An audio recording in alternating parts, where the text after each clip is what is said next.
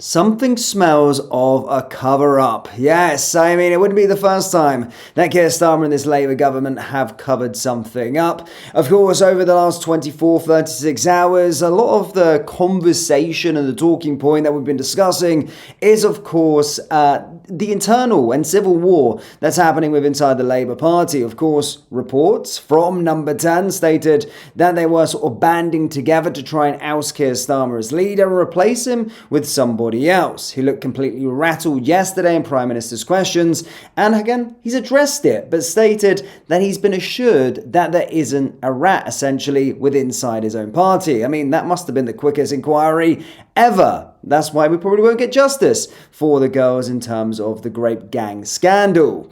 Now, of course, in today's video, we are going to be watching this. Just watch his body language. He looks absolutely rattled and scared for his life. We're also going to be looking at a lot more reaction as well. But first, guys, please do hit the like button and hit the subscribe button for more. And if you haven't already, please do follow my Instagram. It's DanPWD. So this is what we got over the last sort of hour or so. As you can see, Number 10 says the inquiry Keir Starmer launched to find the advisor who briefed that Wes Streeting is plotting against him is now over. He has been assured that no Number 10 staff briefed against ministers.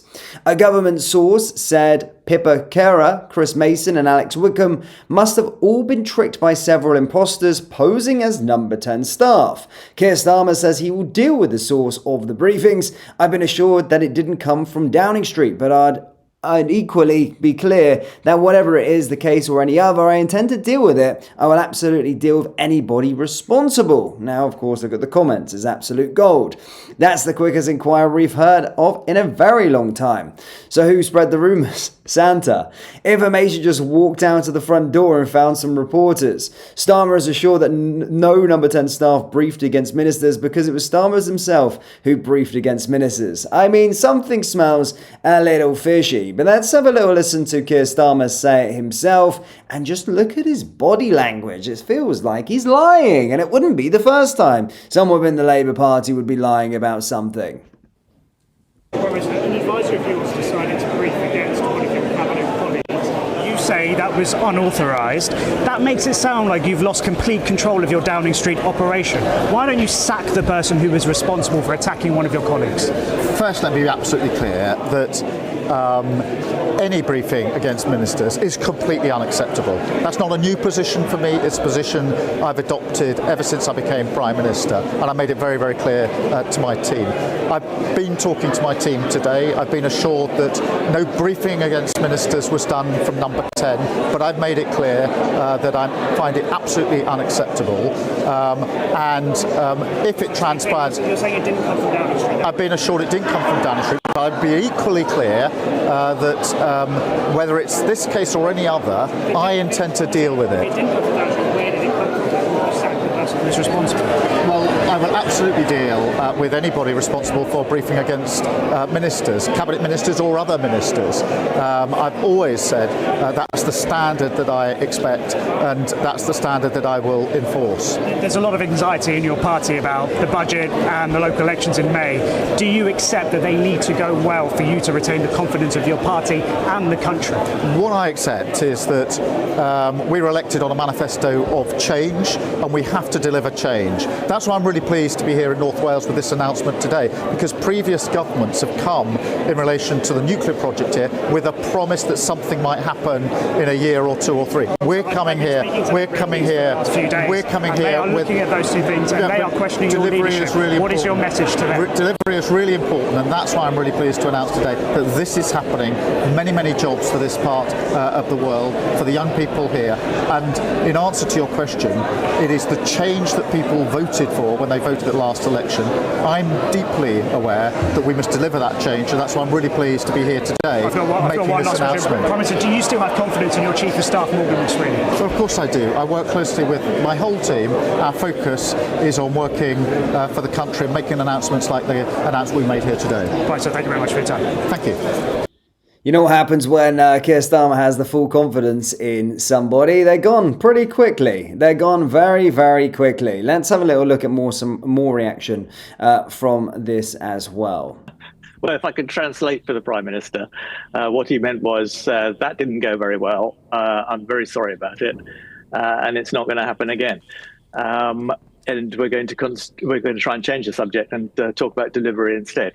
I'm afraid I don't think it's going to wash particularly, but the truth is that someone on his behalf briefed the papers against Wes Streeting, and the net result of that was to make Wes Streeting look good.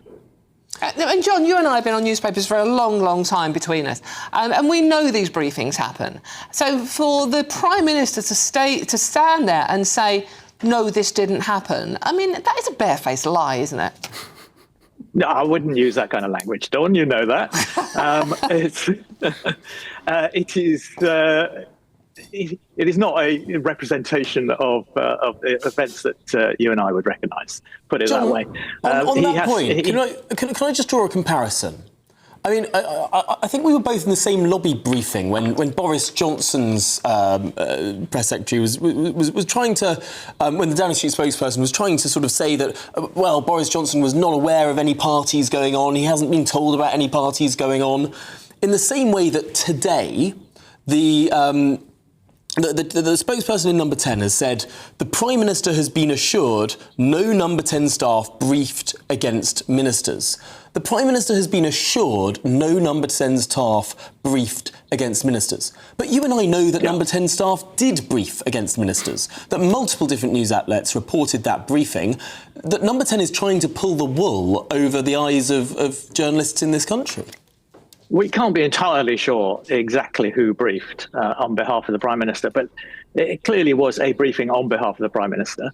And I would have expected the Prime Minister to have known about it beforehand and to have agreed to it happening. We don't know exactly how it was.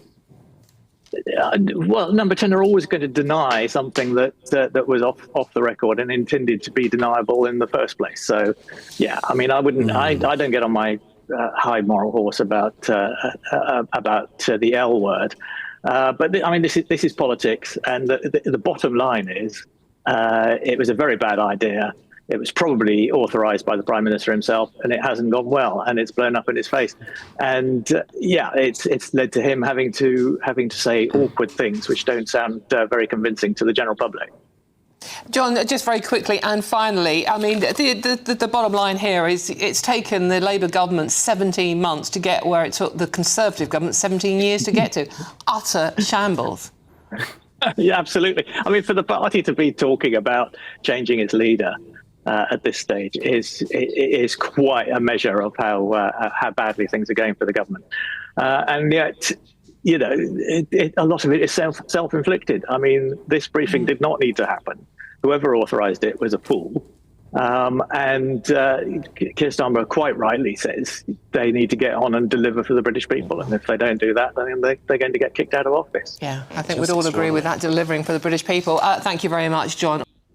Well, we know what's coming then, don't we? We know exactly. I mean, it's not just my opinion, it's absolutely everybody's that thinks he's absolutely lying and trying to cover it up. And it just looks horrible on him, doesn't it? And that last bit there, they need to get on with delivering change and delivering stuff for the British people. It's already too late for that. We already know what's coming in the autumn budget. And yeah, guys, do let me know your thoughts on this down there in the comments. Hit like, hit subscribe, and I'll see you in the next one. Take care. Peace.